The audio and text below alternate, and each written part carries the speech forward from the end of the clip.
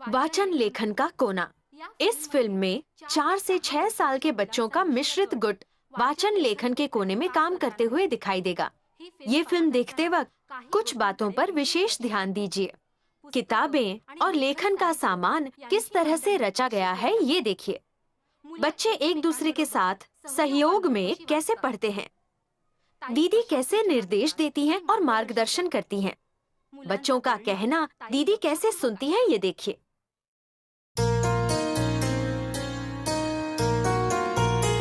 मुक्त खेल, वाचन लेखन का कोना।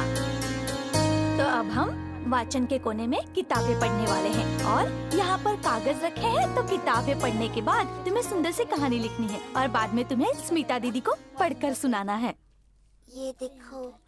वाचन लेखन कोने में बच्चे वाचन और लेखन से जुड़ी अलग अलग चीजों का इस्तेमाल कर सकते हैं। लेखन समृद्ध परिसर का ये बहुत ही अहम घटक है।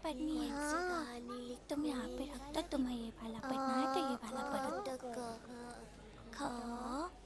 तो उसके ताली बजा से आलू बज बजाते हैं शब टप टप टप टप टप और ऐसे मेरे हाथ उठाते हैं और फिर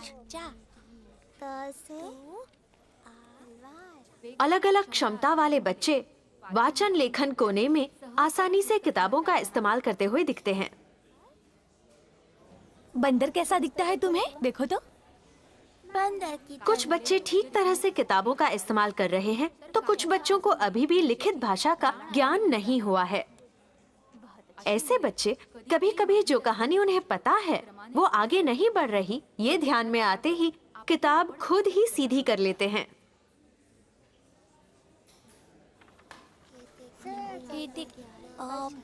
से बंदर।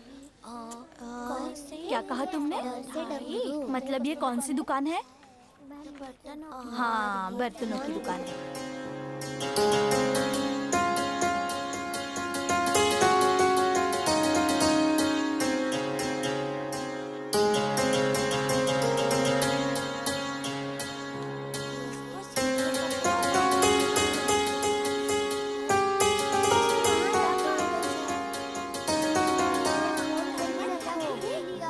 वाचन और लेखन कौशल एक साथ ही विकसित होते हैं।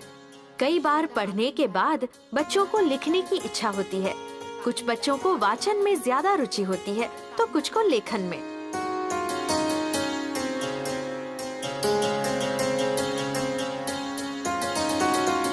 तुम मुझे अपनी कहानी बताओ तो। उड़ते उड़ते पेड़ पर जा बैठा तो उसे बाग की आवाज सुनाई दी। फिर उड़ गया तोता तो उसे मोर नाचते हुए दिखाई दिया। तो एक बंदर दौड़ते हुए आया।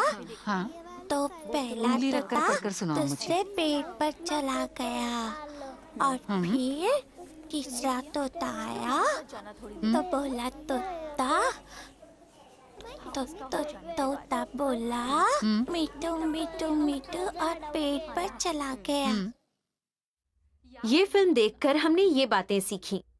दूसरों को देखकर और खुद बार बार किताबों का इस्तेमाल करने से बच्चे लिखित भाषा की विशेषताएं सीखते हैं।